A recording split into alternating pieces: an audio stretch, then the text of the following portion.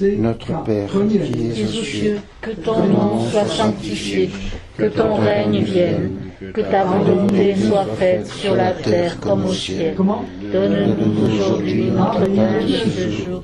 Pardonne-nous nos offenses, comme nous pardonnons aussi à ceux qui nous ont offensés, et ne nous soumets pas à la tentation, mais délivre-nous du mal.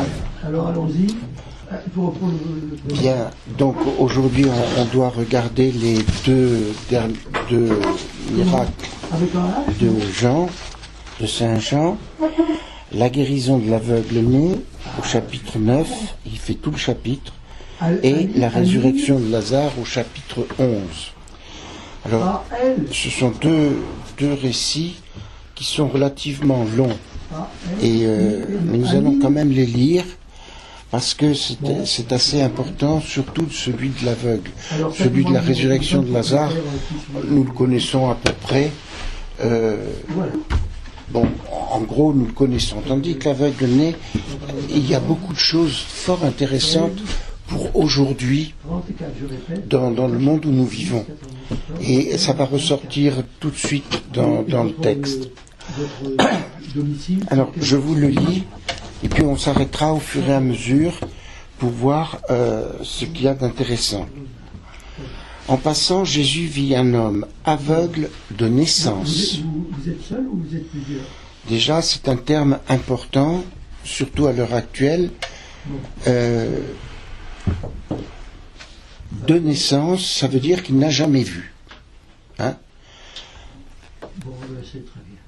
À quoi cela est dû? Je le dis au père tout à l'heure. Ce n'est pas dit dans le texte. Avait-il un air coupé? Quoi? On n'en sait rien. Et on ne le sait pas. Mais on sait seulement qu'il était aveugle de naissance. Donc,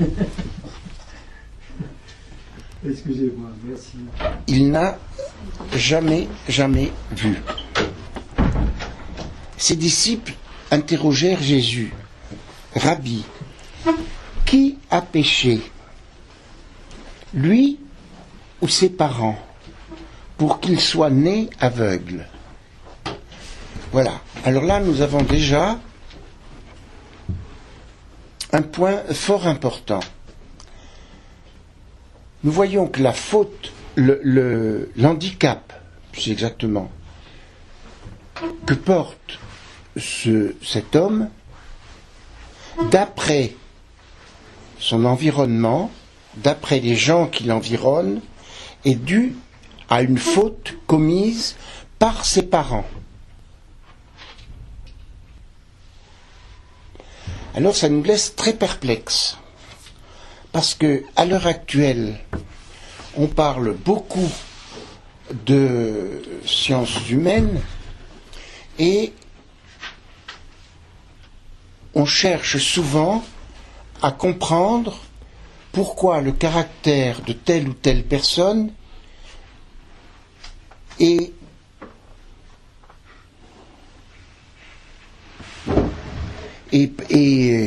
comment dire, critiquable.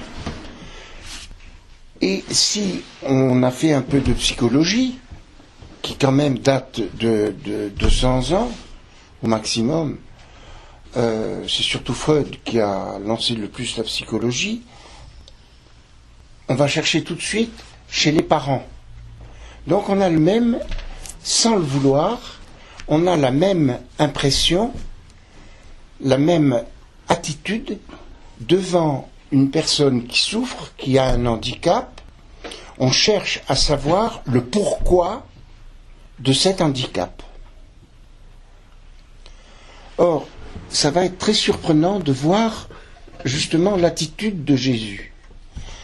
Jésus ne va pas chercher à savoir le pourquoi de l'handicap, mais il va guérir.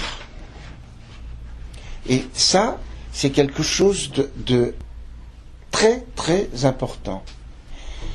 Nous-mêmes, nous faisons influencer par notre environnement, nous faisons le raisonnement des pharisiens Pourquoi a-t-il cet handicap?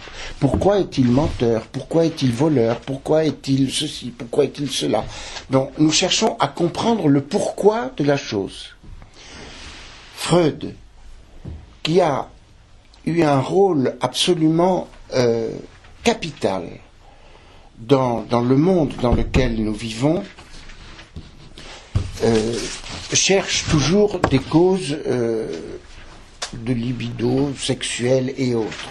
Bon, c'est pas tout à fait juste parce que il a quand même, je sais pas si vous avez vu la pièce de Schmitt, Le Visiteur. On voit très bien que Freud était d'abord il était juif et ensuite il est hanté par le problème de Dieu. Bien, pourquoi Jésus ne va-t-il pas tenir compte de ce que les pharisiens disent, de ce que nous vivons tous, à chercher la raison? Pourquoi Jésus voit cet aveugle dans son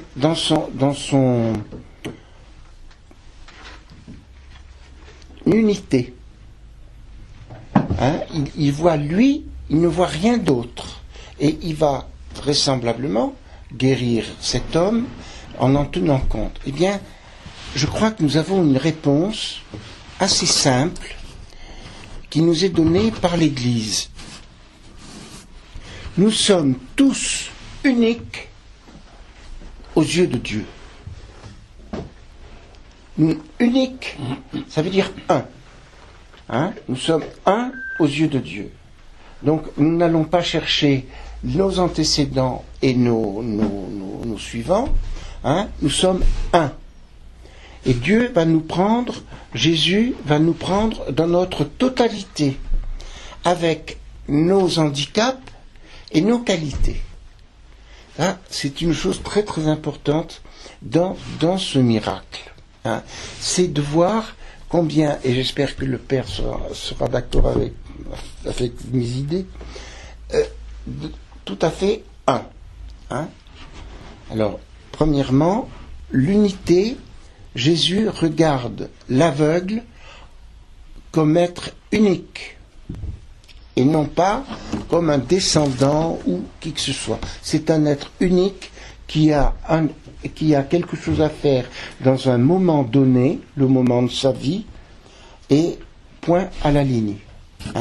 Mais il est unique aux yeux de Dieu.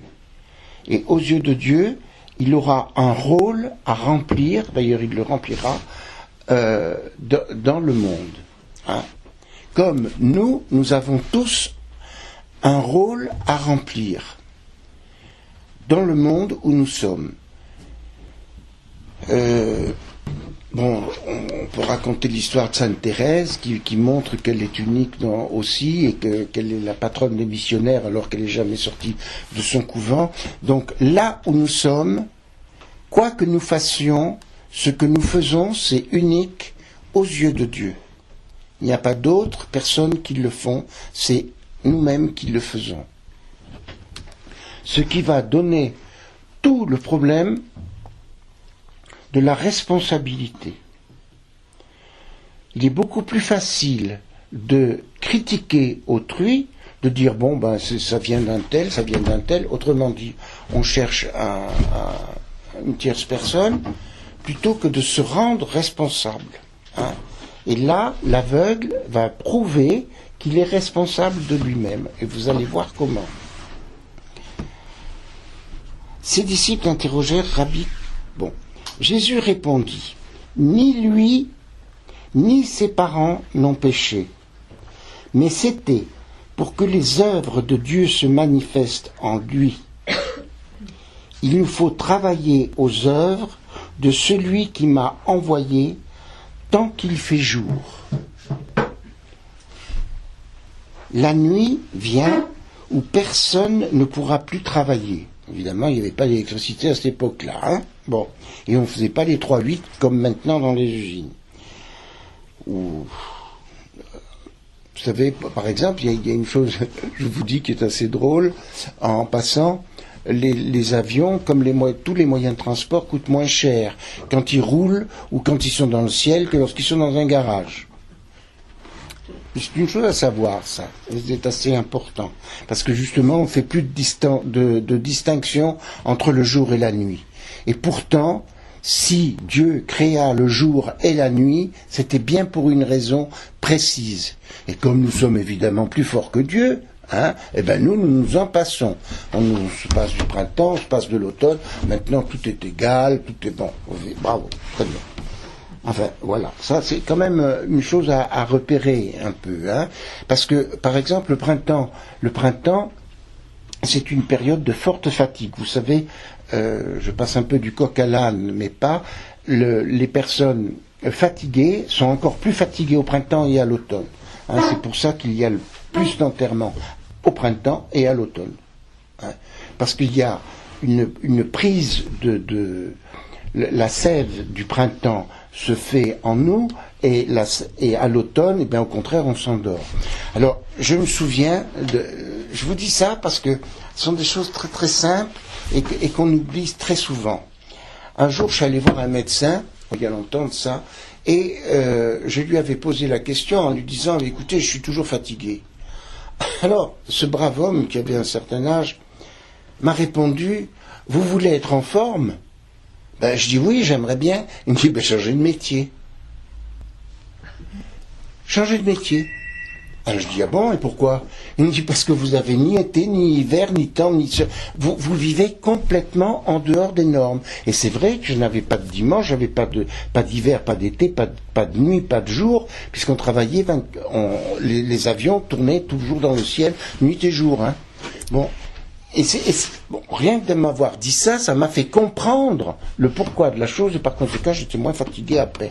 Mais c'était souvent, on a besoin de comprendre le pourquoi de quelque chose pour bien l'assumer. Alors là, justement, Jésus montre bien qu'il n'y a plus ni temps, ni... Cela dit, alors là, il y a quelque chose que j'espère que vous allez pouvoir m'expliquer. Cela dit, il cracha à terre, et avec la salive, il fit de la boue. Puis, il appliqua la boue sur les yeux de l'aveugle. Alors moi, en lisant le texte, je me suis posé la question, et j'aimerais bien avoir votre avis. Jésus, quand il a modelé Adam, a pris de la terre. Mais la terre ne tenait pas par elle-même, il fallait que ce soit un peu de la boue pour qu'elle tienne. Ah ben voilà, le Père, il va pouvoir nous expliquer la chose. Et très bien. Et donc, je me suis posé la question pour voir si Jésus ne faisait pas, par ce geste, une commémoration, de la création. Comment l'homme a-t-il été créé? L'homme a été créé en prenant de la boue. Or, Jésus, en faisant de la boue, pose-t-il le même acte que son Père, le Créateur, pour donner la vue? Mais demandons à un aveugle, la vue, c'est la vie. C'est voir les beaux couchers de soleil, c'est voir les beaux cieux qu'on peut avoir, c'est voir le beau visage de notre épouse. Et Pierre, où il est Pierre? Oui, où il est Pierre? Ah, il est parti. Ah bon. Et il est là. Voilà. Donc de voir le beau visage de notre épouse, ou à notre épouse de voir le beau visage de notre époux. Et donc, pourquoi Jésus prend-il de la boue pour redonner la vie à cet homme? Sinon, pour recréer l'unique qui est cet aveugle. Est-ce que ça vous paraît logique? Est-ce que ça vous paraît... Comment ça vous paraît être? Raphaël. Très difficile. Tiré par les cheveux. C'est le mystère de Dieu, ça. Pour moi, c'est le mystère de Dieu. C'est le mystère de Dieu. Et comme c'est un mystère, je ne cherche pas à comprendre. Je respecte le mystère de Dieu, que j'aime. Il faut aimer le mystère de Dieu. Oui, il faut aimer les mystères, surtout qu'on en vient vraiment à une époque de grands mystères. Y a-t-il quelqu'un... Les théologiens peuvent peut-être nous expliquer. Oui, alors le théologien, peut-il nous l'expliquer? D'abord parler un peu, oui. Je reprends parce que là j'atterris moi. Alors quand tu auras trouvé, je te dirai ce que nous venons déjà de dire. Nous venons parler de l'aveugle comme unique. Jésus ne tient pas compte de ses antécédents ni quoi que ce soit, contrairement aux sciences humaines qui tiennent compte de tout, mais il est unique aux yeux de Dieu, fait pour un rôle bien précis de sa naissance à son décès. Unique aux yeux de Dieu. Remplir le rôle de Dieu. Et nous en sommes donc au chapitre 9 de Saint Jean, à ce passage où Jésus fait de la boue et je suis en train d'expliquer, ne sachant pas exactement le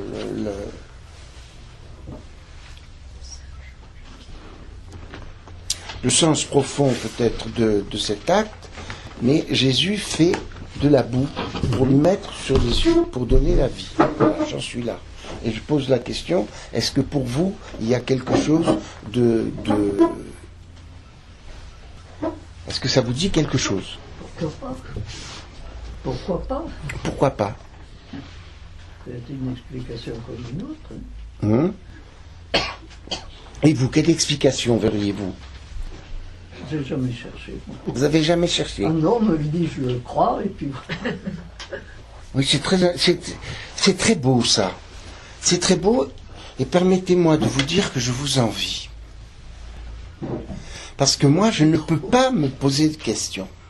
C'est pas ces questions-là que je me pose. Alors, j'en pose de... peut-être que vous en posez de plus importantes. Non. Hein? Et toi, Bernard? Je sais pas, tous les miracles de Jésus, j'ai pas posé de questions. Moi, j'y crois directement. Alors, je n'ai jamais approfondi le pourquoi de telle ou telle chose. Oui. C'est difficile c'est pas à nous d'aller chercher. Alors c'est à qui? Recevoir. Oui. Ah, ça c'est intéressant.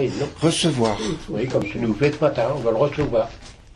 Et le Seigneur va peut-être nous apporter le complément de ce... Et Laure? Lydie. Moi je dis il est très riche ce texte. D'abord parce qu'il n'y a pas que les personnes qui sont autour qui cherchent la raison de leur handicap. Il y a en premier lieu la personne qui est handicapée. Oui. C'est un poids, ça a toujours été un poids. Oui. Chercher si on est responsable, d'où ça vient, etc. C'est naturel. Aujourd'hui, on va vers la génétique pour ça. Oui. Donc, ça prouve que tout le monde se pose la question, même la personne qui est handicapée, pour savoir si plus tard elle peut le transmettre, etc. C'est quelque chose de très lourd. Oui. Là-dessus, Jésus dit qu'elle a un rôle, donc il donne un sens à la souffrance. Oui. C'est la première fois qu'on voit vraiment le sens apparaître pour moi. Oui. Et effectivement, je fais moi aussi le rapprochement de la boue avec la création.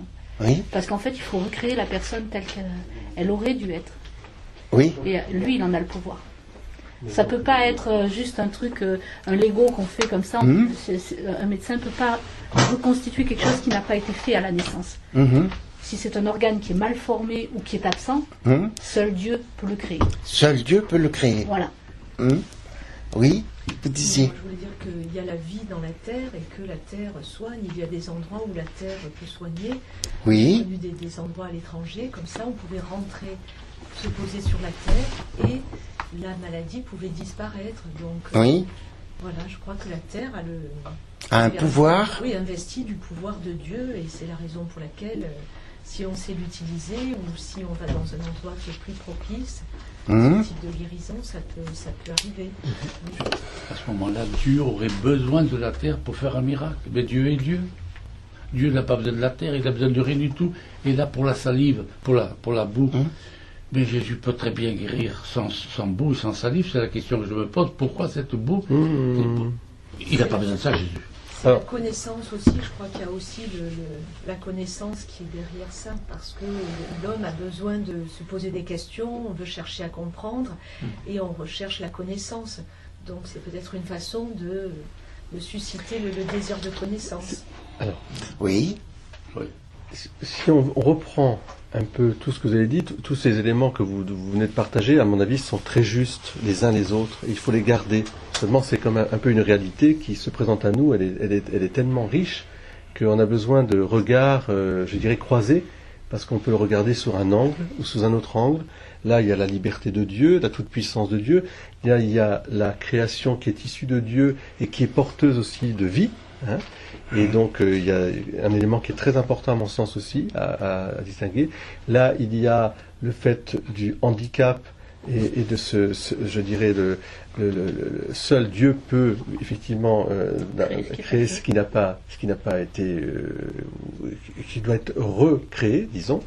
Tous ces éléments s'entrecroisent, hein, parce que au fond, un miracle, c'est un signe qui nous plonge dans le mystère de la présence de Dieu. Donc le signe, il est à la fois pour la personne qui reçoit le miracle et puis aussi pour ceux qui le voient. Mais ils peuvent l'interpréter de manière différente. On le voit bien dans le récit. Il y en a certains pour qui le miracle, pourtant visible, va être signe de contradiction et de rejet même.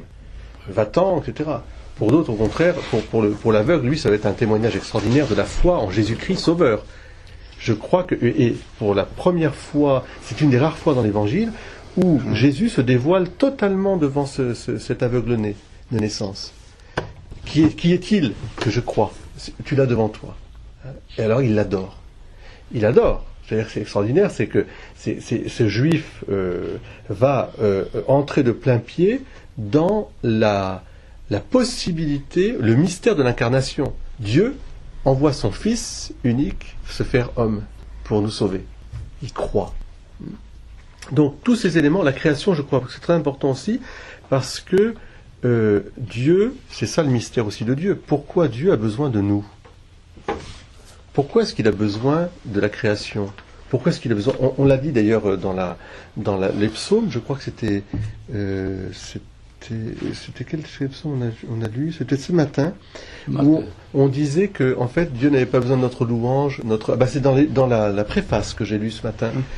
Tu n'as pas besoin de notre louange, tu n'as pas besoin de la création, mais voilà. Mais pourtant, c'est un signe de ta présence. Le fait que des hommes puissent louer Dieu, le fait que la création chante Dieu, le fait qu'il y ait effectivement la vie au lieu de la mort. Moi, je trouve ça merveilleux. On ne s'arrête pas assez au miracle de la vie permanente. Ça devrait être le chaos depuis le temps, depuis tout le saccage, et non seulement les forces de la nature, mais en même temps le saccage qui fait l'homme, ça devrait être la destruction. La vie continue.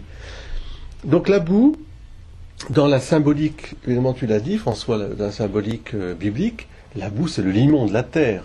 Hein. C'est là Dieu, on sait dans le récit de la Genèse, il y a ce récit où Dieu modèle, est un potier, il prend de la boue, et puis il modèle un homme, c'est imagé, hein, et puis il souffle pour que l'esprit, la roua, le pneuma, entre dans cette boue et devienne un être vivant. Donc il y a quelque chose là qui nous ramène à l'origine, hein, puisque le mystère de ce miracle de l'aveugle-né, c'est de s'ouvrir à la présence de Dieu dans notre vie. Dieu fait homme. L'aveugle va confesser « Je crois que tu es le Fils du Dieu vivant ». La foi. Hein. Donc le miracle est là pour nous, je dirais, pour que, au fond, nous sortions des ténèbres et nous ouvrions à la lumière originelle. Car n'oublions pas qu'au début de la création, c'était évident, pour Adam et Ève, Dieu est Dieu, puis voilà. Et ils discutaient ensemble. Et quand je dis Dieu, c'est le Dieu Père, Fils et Saint-Esprit. Ils ne le voyaient pas, mais ils parlaient ensemble. Faisons l'homme à notre image. Faisons, c'est pas je fais, faisons. Il y a déjà dans le récit de la Genèse un pluriel de majesté, un nous, qui est indiqué dans les textes et qui est tout à fait étonnant. Nous savons, parce que nous avons une clé de lecture, pour nous y voyons déjà une pré-annonce de la Trinité, mais je pense que vraiment, oui, que Dieu est famille, et qu'il y a cette lumière qui doit nous sauter aux yeux, que Dieu non seulement est créateur, mais qu'il est celui en qui nous avons le mouvement la vie et l'être. Saint Paul. Il n'y aurait pas de mouvement, pas de vie, pas d'être s'il n'y avait pas Dieu qui était présent. Et il est présent dans la création, dans l'immensité, et il est présent au cœur de l'homme, au plus profond. Et c'est ce que dit Saint Jean dans son prologue, lorsqu'il dit que tout homme qui vient en ce monde est illuminé. L'illumination pour Saint Jean, comme pour les Grecs, c'est la vie même de Dieu en nous. Moi, si je comprends, Tout homme reçoit la lumière. c'est que cet aveugle donc n'était pas complet, moi j'appelle ça en tant qu'homme, et que Jésus a voulu terminer la création de Dieu. C'est À mon idée. oui, c'est-à-dire qu'il y a une guérison, il y a un vrai miracle. C'est même pas une guérison, c'est vraiment le. Oui, il y a un miracle. Leur donner la vie. Il y a un miracle, mais plus profondément encore, chez Saint Jean, si Saint Jean nous rapporte ce miracle, c'est parce qu'il y a chez lui les ténèbres et la lumière. Et là, tout à coup, l'homme voit. Il voit, mais il voit, pas simplement il voit la création, il voit son Créateur et son Sauveur. Et ça lui redonne un sens plénier. Voilà. C'est pour ça qu'il faut garder, la nature est bonne et elle est porteuse de Dieu. Et plus on irait dans un respect, une écologie profonde, humaine, je dis bien humaine et naturelle de la nature, plus on se rapprocherait de Dieu. Plus on s'éloigne de la nature, du respect des lois de la nature, et plus on s'éloigne de Dieu. C'est-à-dire plus ça devient opaque et ténébreux. Il faut garder la toute-puissance de Dieu, qui est libre d'intervenir quand il veut, au moment où il veut, comme il a fait pour guérir, par exemple, pour ressusciter un mort. Alors là, lève-toi, je te l'ordonne, il n'y a pas de boue, il n'y a rien. Là. C'est vraiment la parole de Dieu qui donne la vie. Faisons l'homme, Dieu vit que cela était bon, et c'est bon. Et puis, il faut aussi garder cette notion de, je dirais, effectivement, comme tu dis, d'achèvement, de plénitude, d'un Dieu qui est proche quand même de la misère des gens, qui entend. C'est ça aussi, ça peut poser une question. Pourquoi lui a été guéri? Pourquoi pas tant de gens, etc. Pourquoi il dit bien aveugle né. À de naissance. C'est tout le récit qui est assez cocasse d'ailleurs. Parce que on va amener des parents. C'est bien votre fils? Mon fils, ah oui, c'est sûr. Mais comment il fait? Qu'il voit, je ne sais pas. Demandez-lui, il est assez grand. Et puis ils ont peur. Et puis, c'est qui t'a guéri? Alors rends grâce à Dieu, ça ne peut être que... mais lui, je ne sais pas qui il est, lui. Mais ce que je sais, c'est que forcément, il vient de Dieu. Parce que pour avoir fait ça, il a fait que du bien. Et alors on le jette dehors. Tu es né dans le péché. Tu es né dans le péché. Et tu nous fais des leçons. Ça, c'est très important aussi, parce qu'il y a cette dimension d'accablement, d'ajouter une double peine à la personne qui est née handicapée. On va lui ajouter une double peine qui est l'exclusion, qui est à la fois morale, sociologique ou autre. T'es né dans le péché. On doit te cacher, on doit faire ceci. Puis, alors, ça va être pour la suite, qui est d'ailleurs fort intéressant. Alors, je termine simplement. Mystère, c'était le sens du sermon de dimanche, rappelez-vous. Le mystère, le miracle d'abord, il y a toujours un miracle. Et nous sommes des miracles permanents. Oui. Ensuite, à travers le miracle, il y a une présence, c'est le signe. Le signe. Est-ce que nous sommes porteurs de la présence de Dieu, les uns pour les autres? Voilà. Et ensuite, le mystère, c'est encore plus profond que le signe. C'est que le mystère, c'est Jésus. C'est la foi en Jésus-Christ, Sauveur, présent dans notre monde. C'est l'entrée dans la vie même de Dieu, Père, Fils et Saint-Esprit. C'est ça, miracle, signe, mystère. Et quand vous lisez l'Évangile, il y a toujours les trois. Un fait extérieur, miraculeux, c'est-à-dire une intervention soudaine, un signe, là le signe, ça va être... je dirais à la limite, la personne qui est guérie devient signe. Elle va témoigner. Et elle témoigne de quoi? Du mystère. Comment est-il possible, est-ce raisonnable de penser que Dieu puisse être Père, Fils et Saint-Esprit? Déjà, c'est un mystère. Est-ce raisonnable de penser que Dieu puisse venir habiter parmi nous? Est-ce vraiment raisonnable? La réponse, on n'en veut pas, pour certains. Parce que soit c'est la folie, soit c'est scandaleux. Soit aujourd'hui c'est ni Dieu ni maître. On n'en veut pas. Ton Dieu, c'est ce que va subir l'aveugle-né. Voilà. Alors, après avoir fait donc de la boue, qui vous a bien été expliqué par le Père, Jésus lui demande d'aller se laver à la piscine de Siloé. Ce nom se traduit par envoyé. N'oublions pas que Jésus a eu l'humilité d'aller voir Jean-Baptiste et d'aller se faire laver par Jean-Baptiste au Jourdain. Et là, il y a un rapprochement entre Jésus, le futur miraculé, qui va se faire laver de cette terre qu'il lui a posée sur l'œil, avec peut-être des capacités guérissantes, comme l'argile peut guérir et d'autres terres. Pourquoi ? Parce qu'elles sont, comme le Père vous l'a dit, insufflées par Dieu. Toute la matière est emplie de Dieu. C'est quelque chose d'assez extraordinaire quand on y pense. Une pierre est emplie de Dieu. Et j'avais écouté une conférence un jour sur la bombe d'Hiroshima. C'était très intéressant. C'était fait par un grand théologien et montrant que l'explosion d'Hiroshima, c'était vraiment quelque chose de fantastique, que c'était en soi très beau. L'explosion, hein, le champignon qui s'était formé, ensuite cette chaleur qui s'était dégagée et tout, que tout était très beau, mais que ça avait abouti au néant, que tout était brûlé, qu'il n'y avait plus de vie, que c'était finalement, d'après ce théologien, la bombe d'Hiroshima était l'explosion de la vie pour aboutir au néant.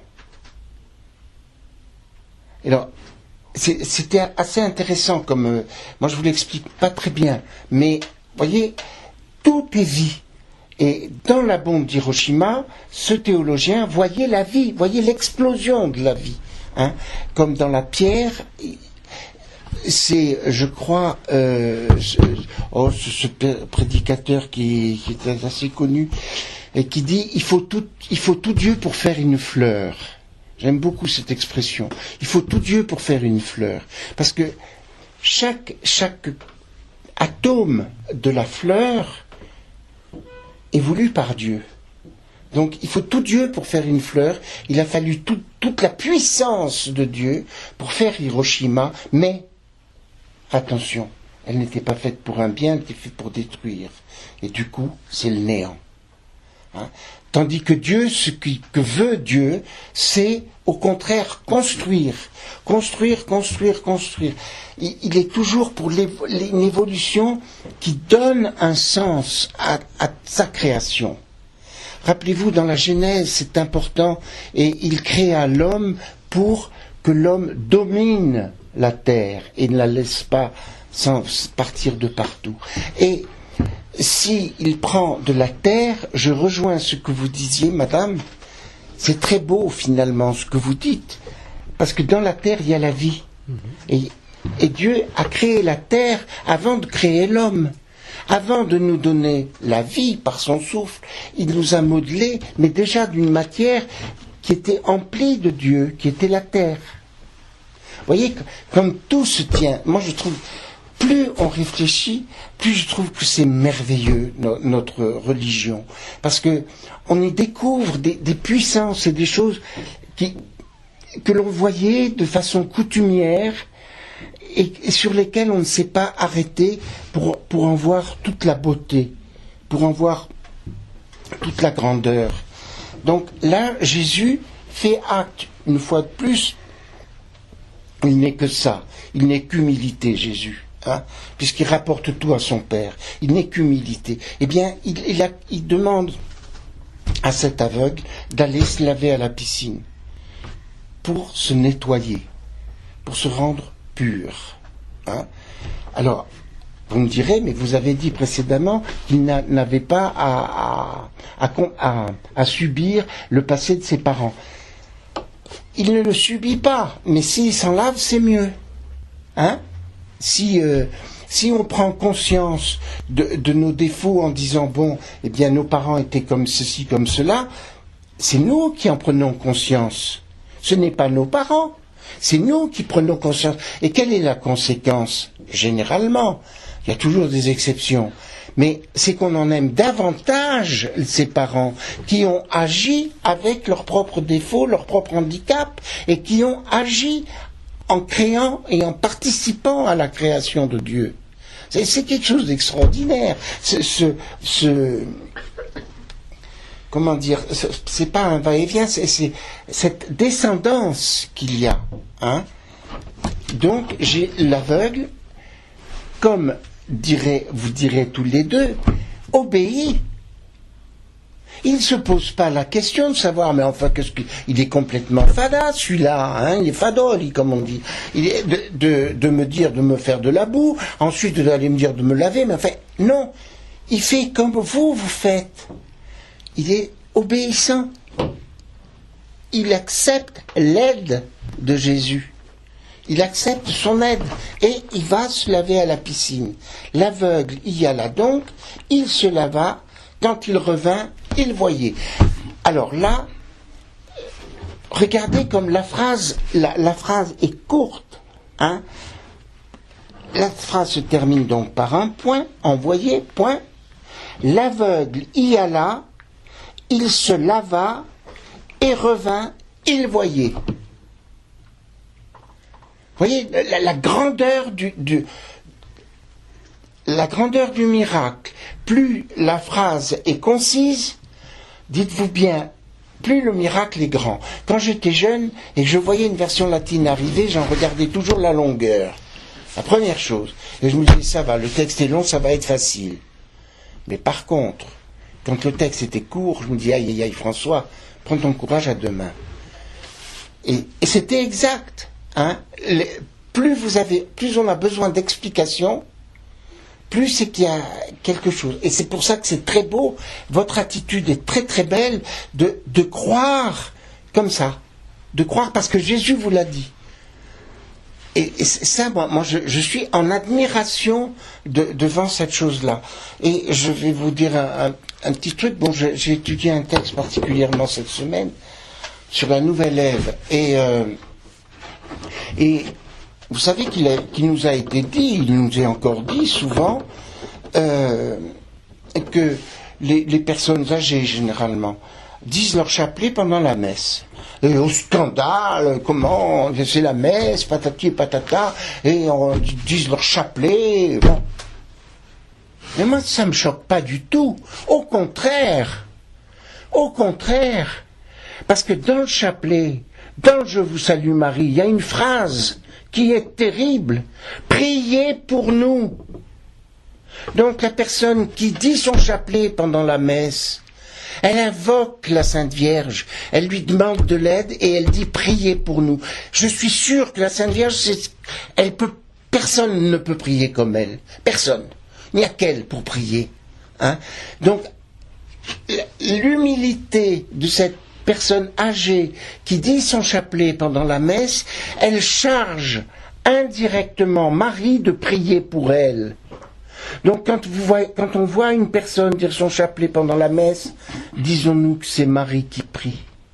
Et alors là, notre regard change totalement sur la personne. Au lieu de la juger de façon négative, nous la jugerons d'une façon ultra positive. Parce qu'on admirera son humilité et on sait que c'est Marie qui prie à travers elle. Vous voyez, comme un geste bête, un geste simple d'une pauvre dame qui sait pas beaucoup prier, se transforme complètement quand on comprend et quand on devine et quand on ne juge pas. Mais qu'au contraire, on cherche un peu à deviner le pourquoi de la chose. C'est quelque chose de merveilleux. C'est quelque chose de merveilleux. Vous savez que les Juifs, c'est très bien rendu dans un film que tu as peut-être vu, où c'est un rabbin femme qui se déguise en homme. Ça te dit rien? Non. Oh, c'était très beau. Je ne me rappelle plus des noms des acteurs. Et elle va à l'école des juifs, des enfants juifs, voilà, peu importe. Les juifs discutent le texte de la Torah. C'est Yentl, non? Hein? C'est Yentl, c'est ça. Voilà, Yentl. C'est magnifique ce film. film. Oui, il est magnifique. Magnifique. Hein, parce que vraiment, on sent la personne qui est captée par Dieu, hein, et qui ne correspond pas aux normes, puisque chez les Juifs, vous savez qu'il y en a un maintenant à New York, un rabbin femme, mais c'était pas possible, hein. Bon, c'est un autre sujet. Mais Yentl, vous voyez cette femme et cette discussion qu'il y a dans la yeshiva, hein, est absolument extraordinaire. Et moi personnellement, je trouve admirable et vraiment, comme je vous le disais tout à l'heure, je souhaiterais le devenir, accepter, mais je ne peux pas tout accepter. Je ne peux pas, personnellement, je ne peux pas. Et ça me force à lire, à réfléchir, je ne peux pas. Et chaque fois, je passe par des hauts, par des bas, bien sûr, mais j'en découvre toujours quelque chose de beaucoup plus grand que je ne croyais en découvrir. Et là, vraiment, quand j'ai pensé à cette histoire de la boue, et vous m'éclairez énormément en disant que dans la terre, finalement, il y a la vie. Donc, ce geste qu'a Jésus, c'est pas un geste comme ça. Là, voilà. C'est pas un miracle inconscient. C'est voulu. C'est voulu pour nous faire réfléchir. Bon. Donc, pour la phrase que je vous dis, elle est extrêmement courte parce que elle est extrêmement dense, étant donné que cet homme qui n'avait jamais rien vu, qui n'avait pas vu la lumière, tout d'un coup, il revint voir Jésus et lui dire qu'il est guéri. Et il le voit, Jésus. Et là, je pense au texte, très beau texte, de ce visage plein de douceur qui est écrit là dans le texte. Vous voyez, le miracle de cet homme qui ne voyait pas, et quelle est la première image qu'il voit? Il voit le visage de Jésus. C'est fantastique. C'est fantastique. Il voit ce visage de douceur, ce visage d'amour, alors qu'il avait entendu, puisque les aveugles entendent beaucoup mieux que les personnes normales, le son se développe. Et lui, il voit un visage de Jésus. Le premier visage qu'il voit, c'est le visage de Jésus. Hein? C'est fantastique. Et nous sommes souvent aveugles, parce que nous ne savons pas voir le visage de Jésus. Ses voisins, et ceux qui l'avaient observé auparavant, car il était mendiant, qu'est-ce que vous voulez qu'il fasse d'autre? Hein? Dire alors, n'est-ce pas celui qui se tenait là pour mendier? Les uns disaient c'est lui, les autres disaient pas du tout, c'est quelqu'un qui lui ressemble. Voyez le doute. Au lieu de croire, hein, eh bien on doute. Mais lui disait, c'est bien moi. C'est moi qui ai été le mendiant. C'est moi, et c'est moi qui suis guéri. Mais les autres ne le croient pas. C'est son sosie. Vous vous rappelez du sosie d'Hitler, ça me fait penser. Hein, nous qui avons vécu la guerre. Ah, Hitler avait des tas de sosies. Bon, on l'a dit. Non, pour De Gaulle, c'est difficile parce qu'il était grand. Mais Hitler, le nombre de sosies qu'il pouvait avoir, c'est quelque chose d'incroyable. Hein, soi-disant. Mais il lui disait, c'est bien moi. Et on lui demandait alors, comment tes yeux se sont-ils ouverts? Il répondit, l'homme qu'on appelle Jésus a fait de la boue, il me l'a appliqué sur les yeux et il m'a dit, va à Siloé et lave-toi. J'y suis donc allé et je me suis lavé. Alors j'ai vu. voyez, l'obéissance, c'est très court, hein. C'est très court, l'obéissance. Ça rentre pas dans des discussions sempiternelles, hein, des ritournelles et compagnie. Non, non. Il dit, j'ai vu Jésus, Jésus m'a dit de faire ceci, je l'ai fait. Mon Dieu, si on pouvait, quand on sera au jugement, dire la même chose. Tu m'as dit de faire ceci et je l'ai fait. Non.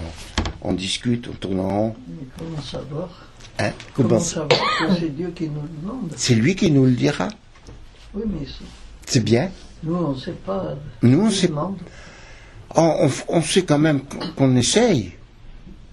Aussi, on essaye quand même de faire plaisir à Jésus. Moi aussi. Vous n'avez pas essayé, vous? Moi, je suis sûr que oui. Moi aussi. Mais si, parce qu'autrement, vous ne le diriez pas. Vous diriez... Non, c'est pas possible. Quand vous quand vous regardiez vos enfants ou ceux qui vous approchaient et tout, vous les aimiez. Vous ne pensez pas qu'à leur faire du mal. Ah ben alors, vous voyez que vous avez essayé. Vous avez essayé. Mais on essaye tous de plaire à Jésus. On essaye déjà, au départ, de ne pas lui faire du mal. Parce que ça, c'est le film de la Passion, c'est toute l'horreur de Jésus qui pleure. Bon. Mais on essaye toujours, après, on essaye de lui faire plaisir. Puisque lui nous fait plaisir, il nous comble de joie. Donc, moi je sais pas, c'est comme un couple. L'un fait plaisir à l'autre, l'autre fait plaisir à l'un. C'est simultané. Et nous essayons. Et je pense que si on est plus tard, quand on verra Jésus, ben si on lui dit j'ai essayé, tu vois, j'ai essayé de t'obéir. Bon, je suis pas toujours arrivé, d'accord. Mais lui, ça il s'en fout. Hein, qu'on y arrive ou qu'on n'y arrive pas, il s'en fout. La seule chose qui compte pour lui, c'est qu'on essaye. C'est qu'on lui fasse confiance, qu'on croit en lui, comme vous croyez directement. C'est beau, ça, c'est beau. On l'amène au pharisien, l'aveugle. Lui, l'ancien aveugle. Or, c'était un jour de sabbat, que Jésus avait fait de la boue et lui avait ouvert les yeux. Ouais, jour de sabbat, hein, on en connaît assez, surtout ce qui est dit dans les évangiles, tous les miracles qui sont faits le jour de sabbat, comme si Jésus avait voulu bien nous prouver que le sabbat, c'était le sabbat pour se reposer, mais que si on avait un mouton, un âne ou sa femme, hein, et qui foutait le camp, on allait la rattraper, même que ce soit le jour du sabbat. Hein. Bon, alors pas d'histoire. À leur tour, les pharisiens lui demandaient comment ils pouvaient voir. Il leur répondit, il m'a mis de la boue, il recommence, son petit laïus, lui, il n'en sort pas, hein. Mais vous savez, ce petit laïus, c'est comme dans l'Exode. Dans l'Exode, quand Moïse va demander des précisions à Yahvé pour ce qui est du temple et tout, Yahvé se répète plusieurs fois, hein, et il lui dit tu prendras le rideau cramoisi, et plusieurs fois il lui répète la même chose. Ben lui il fait pareil, hein, il répète ce qu'il a, et ce qu'il a vu, ce qu'il a. Vous allez voir combien il va cheminer pourtant dans sa répétition, parce que à la fin du texte, il éclate, hein, mais là il a affaire aux pharisiens, il a affaire à des gens qui lui sont supérieurs, alors il répète, comme nous au commissariat de police, on répète. Voilà. Bon.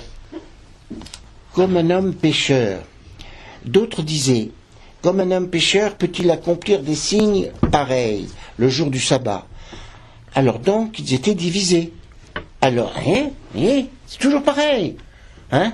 C'est formidable, l'Évangile, parce que c'est un réalisme qui est surprenant, quoi. Celui qui a la foi, il discute pas. Moi, j'ai pas toujours la foi. Hein? Il m'arrive de douter terriblement. Bon, et je demande, comme on disait autrefois, que le doute n'envahisse pas mon âme. Quand je pense que maintenant on dit qu'il faut que le doute envahisse notre âme, j'y comprends plus rien. Hein? Bon. Hein, quand j'étais tout petit, on me disait, faire la prière, on me disait que le doute n'envahisse jamais ton âme. Bon, maintenant on nous dit, il faut qu'il y ait le doute pour qu'on comprenne la grandeur. Ah oui, pour qu'on comprenne la grandeur de Dieu. Je veux bien. Et puis j'ai plus le même âge. Mais bon. Puis il y a la télévision, il y a les médias qui vous font douter. Si au cas où on ne douterait pas, eux ils s'en chargent. Bon, alors c'est pas grave. On va y arriver. Ainsi donc, ils étaient divisés. Alors, il s'adresse à nouveau à l'aveugle. Et toi, que dis-tu de lui? Puisqu'il t'a ouvert les yeux, il dit, c'est un prophète.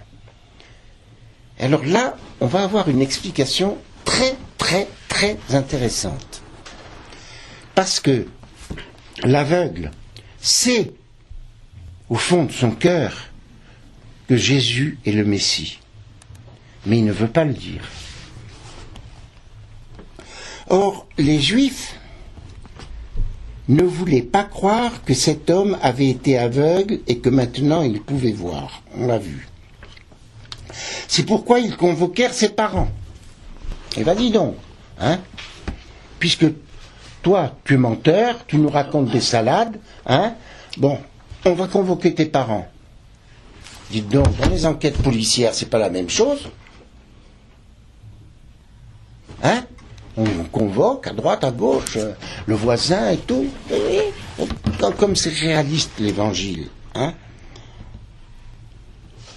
Et c'est pourquoi ils convoquèrent ses parents et leur demandèrent, cet homme est bien votre fils, et vous dites qu'il est né aveugle.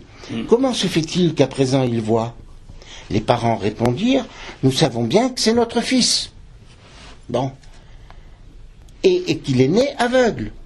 Ça, on s'en est bien rendu compte. Mais comment peut-il voir maintenant?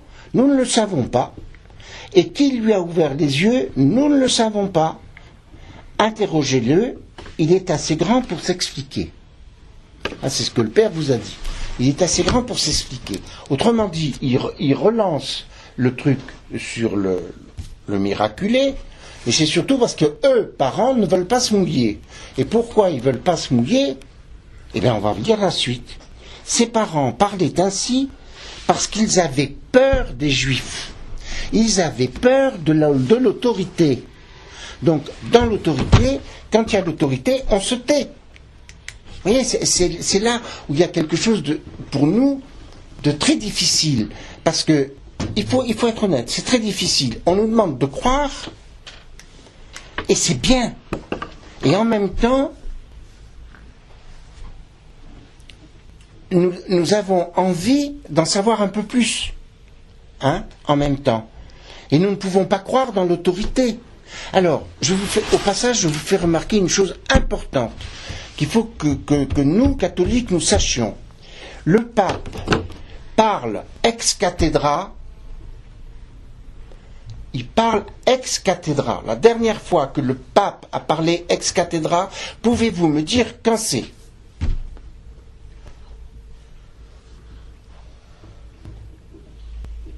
Hier et aujourd'hui. Non. Hier, oui, mais pas aujourd'hui. Il est peut-être en train de le faire. Non. Pour les dogmes. Non, ça c'est une chose très très importante à que nous comprenions bien. C'est très très important parce que nous serons attaqués par nos petits-enfants, par nos enfants, par les médias, par tout le monde sur un de ces sujets-là.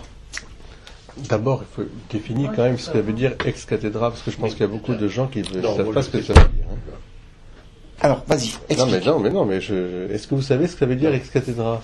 En dehors. Ça doit être en dehors. Mais non, ex cathedra, ça veut dire du haut de l'autorité de la chaire de Saint-Pierre. Ouais. C'est-à-dire que le pape, en des occasions rares, mais précises, engage l'autorité de l'Église en son nom propre, en tant que chef de l'Église. Pierre a parlé, la cause est entendue. Si vous voulez. Alors, prenons l'exemple que vous connaissez d'un dogme, parce que Michel a parlé d'un dogme, le dogme de l'Immaculée Conception ou de l'Assomption. Le pape définit, urbi et orbi, pour le monde entier, qu'à partir de maintenant, d'aujourd'hui, tous les fidèles catholiques doivent croire que Marie est née Immaculée Conception ou que Marie est montée au ciel avec son corps et son âme. Bon. Il engage vraiment son autorité en tant que pape. Mais il y a d'autres événements où il peut engager l'autorité de l'Église. C'est ce qu'on appelle, je dirais, non pas simplement pour un dogme, hein, un dogme, ça peut être aussi, par exemple, lorsqu'il va canoniser. Il va y avoir la canonisation de Jean XXIII et de Jean-Paul II, comme toutes les autres canonisations. Le fait que le pape déclare urbi et orbi au monde entier, pour les fidèles catholiques, que désormais on peut rendre un culte à Jean-Paul II officiel, c'est-à-dire qu'ils sont saints au sens qu'ils sont vraiment des exemples. Ça engage l'Église tout entière, et c'est son autorité à lui qui le déclare. Il n'y a que lui qui peut le faire. Je rajoute quelque chose. 2 secondes, je te redonne la parole, excuse-moi de te couper. Quand le pape, c'est très, très important ça aussi, la canonisation, à l'heure actuelle, si vous voulez, on voudrait la faire passer comme quelqu'un, comme le Jean-Paul II, puisqu'il va être canonisé en même temps que Jean XXIII, d'extraordinaire, de ceci, de cela. Non. La canonisation, c'est l'Église qui certifie qu'ils sont au ciel, qu'ils sont en face de Dieu. C'est totalement différent. Ce n'est pas une idole, c'est un saint. C'est celui qui est en face de Dieu. Hein? Une canonisation, c'est l'Église, comme l'a dit le Père, qui parle ex cathedra en disant cet homme-là est en face de Dieu. Il est dans la plénitude de Dieu. C'est ça la canonisation. Tant qu'on n'est pas canonisé, l'Église ne se mouille pas. On sera vénérable, on sera tout ce que vous voudrez, un type formidable, un bon prédicateur, bienheureux, c'est déjà beaucoup mieux, mais saint, c'est vraiment être en présence de Dieu. L'Église certifie que cet homme-là, que cette personne-là, ou ce couple-là, ça a été fait pour Thérèse et... ils sont bienheureux ou saints? Ils sont bienheureux. Ils sont bienheureux. Bon. Il y a un autre couple qui a été... Ils sont saints de toute façon. Bon. Ils sont des modèles. En présence de Dieu. Ils sont des modèles. Ils sont des modèles. Ouais. Mais à partir du moment où l'Église canonise, ça, c'est la présence de Dieu. Il ne faut pas l'oublier. Lorsque nous prions un saint, nous prions quelqu'un qui est en face de Dieu. Et personnellement, je regrette beaucoup que l'influence, nous dirons américaine, pour ne pas vexer certaines susceptibilités, ait enlevé le rôle de la fête par rapport à l'anniversaire. Autrefois, dans les familles très chrétiennes, on fêtait et la personne, l'enfant, avait le nom d'un saint. C'était choisi par les parents et dans les familles très très ultra chrétiennes, par les enfants et les parents, pour mettre ce nouveau-né sous le patronat d'un saint. Et moi-même, je vous dis, j'ai posé la question à ma mère. J'étais un peu bizarre. Et j'ai posé la question à ma mère en lui disant « Mais pourquoi m'avez-vous appelé François ?» Et ma mère m'a répondu « Pour que tu sois doux, comme Saint François. » Voilà. Et, vous voyez, j'ai eu la réponse à une question que je me posais, parce que je pense que tous, nous nous posons peut-être la question, en nous disant « Pourquoi je m'appelle un tel ?» Hein? Pourquoi? Eh bien, parce que nos parents ont pensé à nous mettre sous la protection de quelqu'un. Et personnellement, comme je vous le disais, je regrette beaucoup que l'anniversaire ait gommé complètement la fête, sauf à la télévision. À la télévision, c'est très curieux, au moment du journal télévisé, au moment de la météo, là, ils disent toujours « Et demain, nous fêterons un tel, un tel, un tel. » Nous fêterons. Bon, autrefois, ils disaient saint. Maintenant, ils ont supprimé le saint. Ils disent nous fêterons. Ou embrasser un tel, un tel. Hein. Vous voyez, comme quoi il y a parfois des petites étincelles quand même qui surgissent dans ce monde un peu athée. Eh bien, il y a des petites étincelles qui nous rappellent que nous portons un nom qui est celui de quelqu'un qui est en face de Dieu. C'est fantastique quand même. C'est fantastique. Si on devait réaliser tout ça, mon Dieu, mais est-ce qu'on serait heureux? Alors, l'expression ex cathedra est quand même une expression théologique très précise, donc on ne peut pas employer comme ça. Donc les papes ne passent pas leur temps à déclarer ex cathedra. Ils posent des actes où ils font des déclarations ex cathedra, effectivement les formules dogmatiques. Voilà.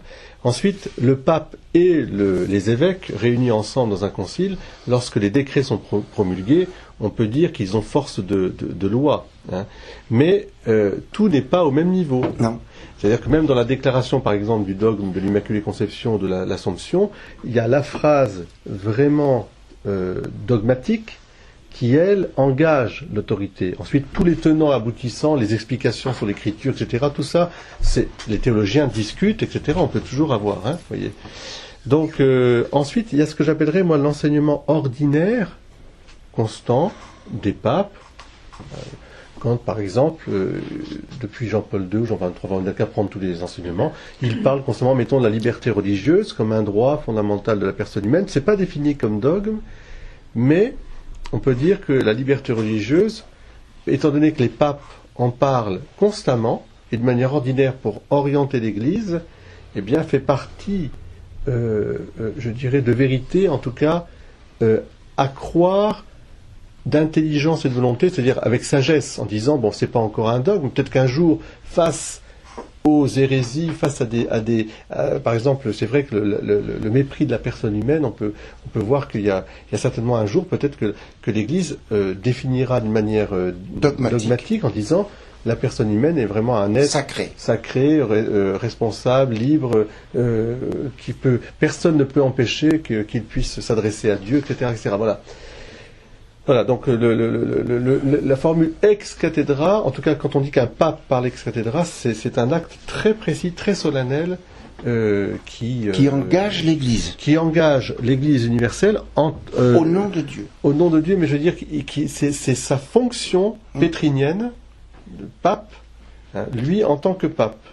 Et il peut le faire, parce que seul lui confirme ses frères dans la foi. Jamais un concile ne peut édicter des choses sans être sous l'autorité du souverain pontife. Alors que le pape, lui, peut édicter quelque chose sans forcément avoir... Mais attention, il ne le fait jamais. C'est-à-dire qu'il y a une comment on appelle ça, il envoie des lettres à tous les évêques en leur demandant leur avis. Est-ce qu'il est opportun d'eux? Et suivant ce que montrent les évêques, ensuite il déclare, hein, vous voyez, par exemple. Mais la canonisation est un acte aussi, je dirais, dogmatique, qui engage vraiment l'Église. Alors, simplement, moi je voudrais simplement revenir un peu sur le récit, parce que j'ai que leur passe, c'est que sur ce récit, chez Saint Jean, qui est un évangéliste, je dirais, à part, parce qu'il écrit après la mort de Jésus, après la fondation de l'Église, après la mort des apôtres, il est le dernier apôtre, des apôtres, il écrit probablement en 80-90 son évangile. Il a une vision, une portée, je dirais une finalité qui est catéchétique. C'est-à-dire que il y a chez lui vraiment un choix qui a été fait autre que les synoptiques. Les trois premiers évangélistes, donc Matthieu, Luc et Marc, sont immédiatement après la mort de Jésus, racontent l'histoire de Jésus dans ce qu'il a de fait.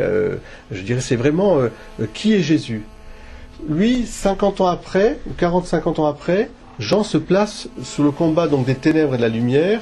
Et ce qui est important pour lui, dans tous les dialogues, parce que dans l'évangile de Saint Jean, il y a des dialogues qui sont très importants, dont celui de la Samaritaine, celui avec Nicodème, celui évidemment, là, ici, l'aveugle-né.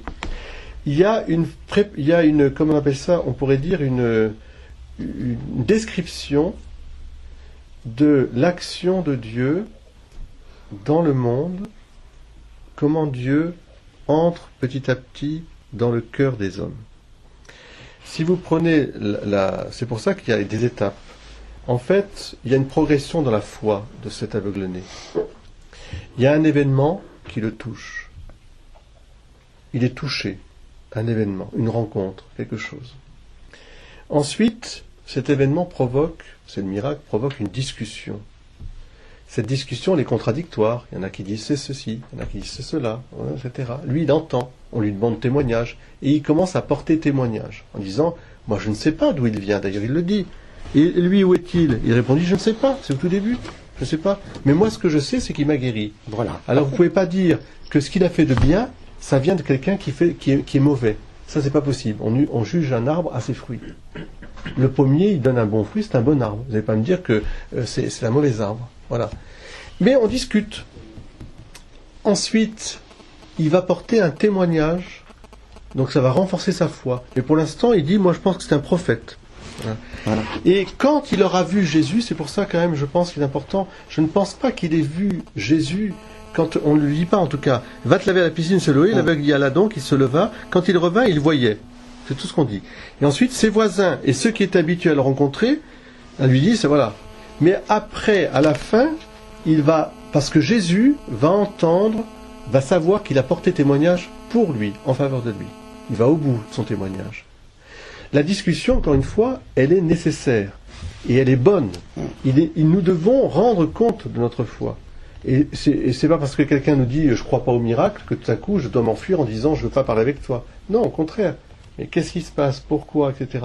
Rendons témoignage. Il le fait d'ailleurs d'une manière, on pourrait dire, un peu simple. Comme dit François, il dit des faits, et puis c'est tout. Moi je ne sais pas qui. Mais moi tout ce que je sais c'est qu'il a fait ceci. Et il est, je dirais, il n'est pas agressif. Mais il dit, ben voilà, c'est tout. Ses parents, eux, ont peur. Alors ils ont peur pourquoi? Parce que l'autorité avait dit, si vous déclarez que Jésus est le Messie, vous serez exclus de la synagogue. Comme un jour, on pourrait très bien nous dire, si vous les chrétiens, vous prétendez encore qu'il y a une vérité, que Dieu s'est révélé, que Jésus nous dit la vérité, vous serez exclus de la société. C'est peut-être un jour, on nous dira ça. C'est fort possible. Mais écoutez, nous, on n'a rien contre vous, mais nous sommes croyants, nous croyons que Jésus est le chemin, la vérité et la vie. Et quand ensuite, après, on va le forcer à rendre gloire à Dieu. C'est amusant. Les pharisiens vont lui dire, rends gloire à Dieu. Nous le savons, etc. Nous savons, tu dois nous obéir. Alors, lui dire, rendre gloire à Dieu, moi je veux bien. Mais pas en méprisant celui qui m'a guéri. À ce moment-là, c'est Jésus qui vient à sa rencontre. Car la foi, progressivement, se désenveloppe et pour aboutir, je crois que tu es vraiment le Messie. Donc par étapes. Et Jésus a appris qu'il l'avait expulsé. Alors il va le trouver, il lui dit, crois-tu au Fils de l'homme? Ça c'est une expression évidemment très, très biblique, très forte. Fils de l'homme, ici, ça veut dire, crois-tu vraiment à que Dieu puisse s'incarner et devenir le modèle? Le Fils de l'homme, ça veut dire vraiment l'archétype de l'humanité. C'est pour ça que Dieu a envoyé son Fils, pour nous réapprendre à être fils nous-mêmes. Il lui répondit, et qui est-il, Seigneur, pour que je croie en lui? Ah, il ne dit pas tout de suite, je crois, mais qui est-il? Je veux croire bien, moi je crois que Dieu est présent dans ma vie, mais qui est-il? Tu le vois. Tu peux le voir maintenant, tu le vois. C'est lui qui te parle. Alors, je crois, Seigneur, il se prosterna devant lui. Mais il y a une progression, comme avec la Samaritaine. Voilà, ce n'est jamais d'un coup. Mais retenez ça, il y a un événement qui bouleverse votre vie, en bien ou en mal. Et c'est toujours vrai comme pour nous. Chacun de nous sommes visités chaque fois. Il y a une discussion, il y a un trouble, il y a quelque chose. Qu'est-ce qui se passe? Ça peut être vous-même, avec votre propre conscience. Ça peut être des amis, ça peut être des gens qui vous entourent. Mais vous êtes en chemin. Vous êtes sur la bonne voie. Michel aussi. Et puis ensuite, il y a un témoignage qui s'appuie toujours sur le fait objectif. À chaque fois, il revient. Moi, je ne sais pas. Vous discutez. Mais moi, j'ai vu ça, ça et ça.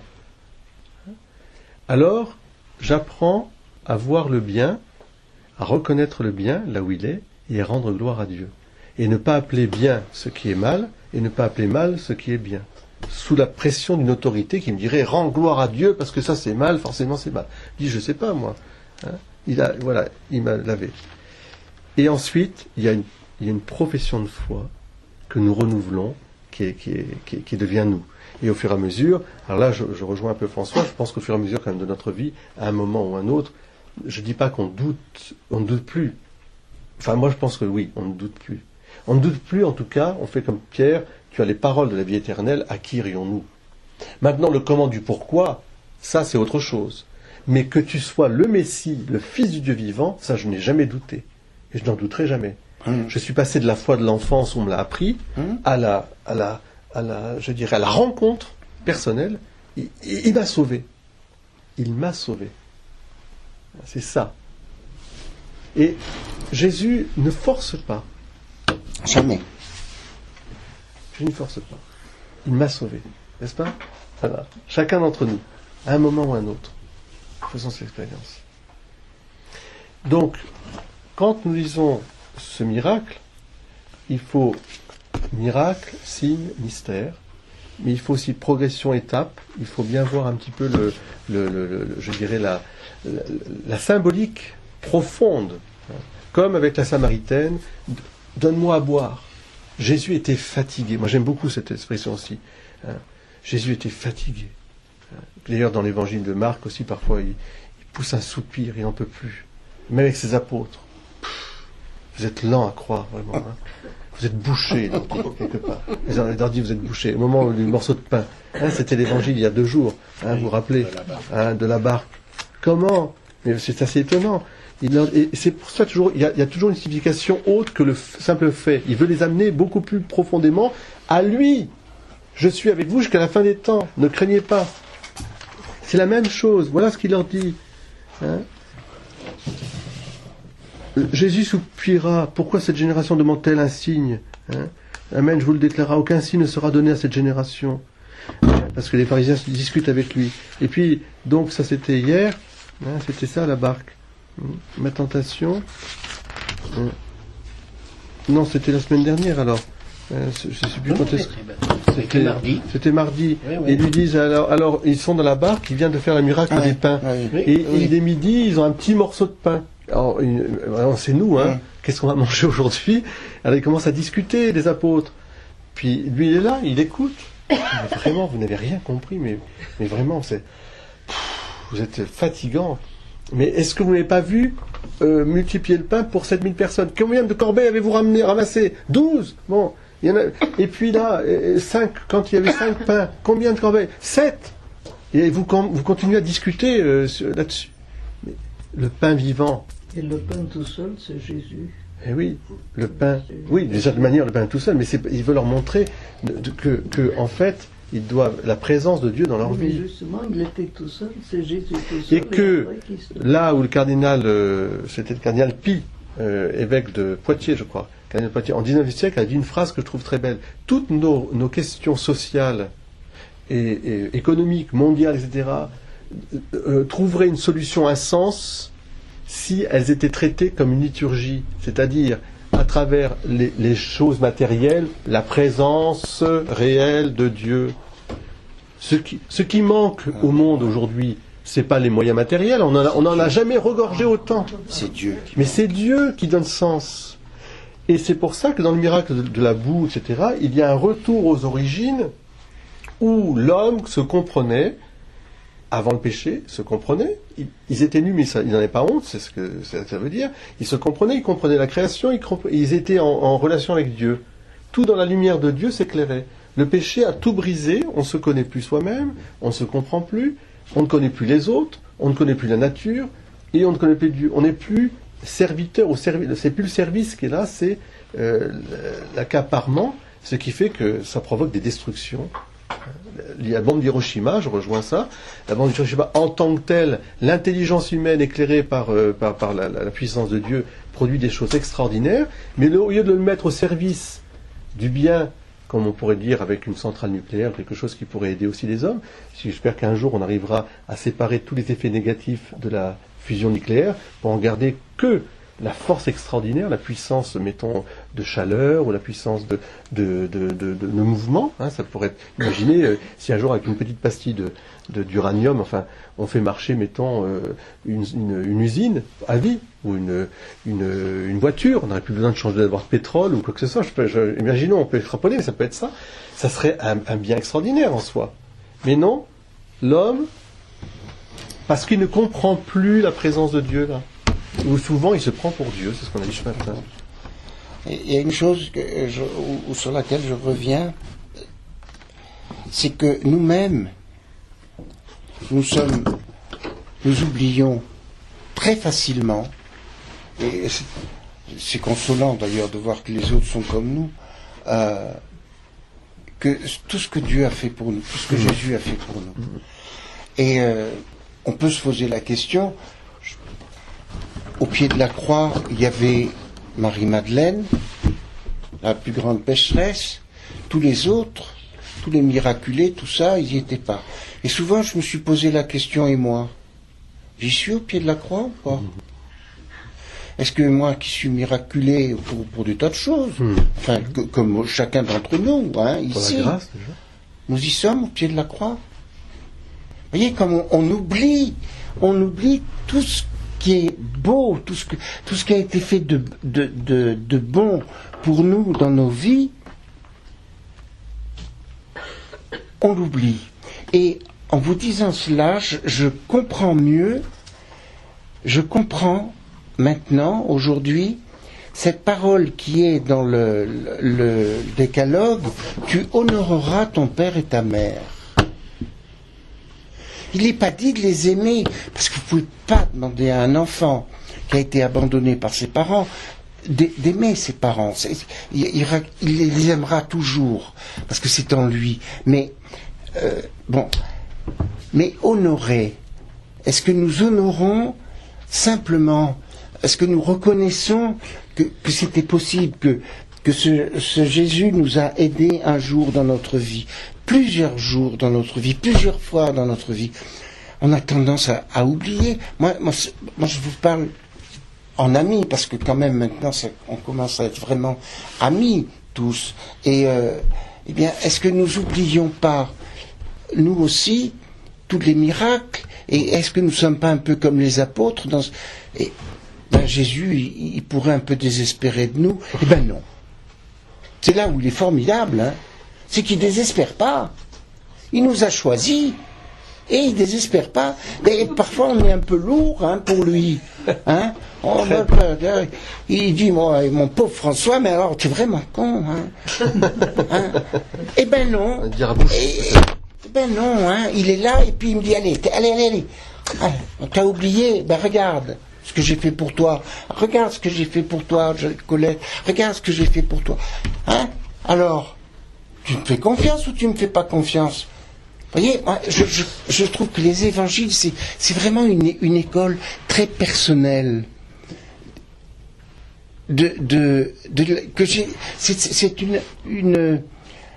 C'est quelque chose de Jésus qui s'adresse à nous directement. Il ne s'adresse pas à Paul, Pierre ou Firmin, il s'adresse à nous directement. Mais il faut qu'on fasse l'effort de se mettre à la place de ceux avec qui il parle, cet aveugle. Mais moi je m'y reconnais dans l'aveugle. Vous y reconnaissez pas, vous? Tous. Hein? On s'y reconnaît dans l'aveugle. Eh bien, on va essayer de faire ce chemin que fait l'aveugle avec Jésus, puis de pouvoir lui dire, oui, c'est bien toi qui m'as sauvé. Il y a une question que je me pose souvent, je crois que c'était encore dans les textes aujourd'hui. Oui, c'était après, on a chanté Jésus, Jésus, Jésus. Nom d'un chien, pourquoi on a un peu peur de dire son nom? C'est quand même un ange qui nous a dit de le nommer Jésus. Et pourquoi on invente des tas de noms? Et moi je dis Jésus tout court. Enfin, je sais pas, c'est l'ange qui nous l'a dit. C'est Dieu qui nous l'a dit au moment de l'annonciation. Tu donneras le nom de Jésus. Alors pourquoi on va chercher midi à 14h? Et moi je trouve que ce matin, pendant la avant la consécration, quand on chantait Jésus, Jésus, ben, il y avait quand même comme un cri de notre cœur qui appelait vers lui, qui disait mais viens, tu vois, tu vas te sacrifier, tu vas être sur l'autel comme tu étais au calvaire, et bien nous croyons en toi, croyons dans ton nom. Sans le nom de Jésus, nous sommes perdus. Sans le nom de Jésus, nous sommes perdus. Tout passe par moi, dit Jésus. Même le musulman, même le bouddhiste, même tout passe par Jésus. C'est fantastique. C'est fantastique. C'est le Dieu de l'humanité. C'est le Jésus de l'humanité. L'humanité. L'humanité. L'humanité. L'humanité. L'humanité.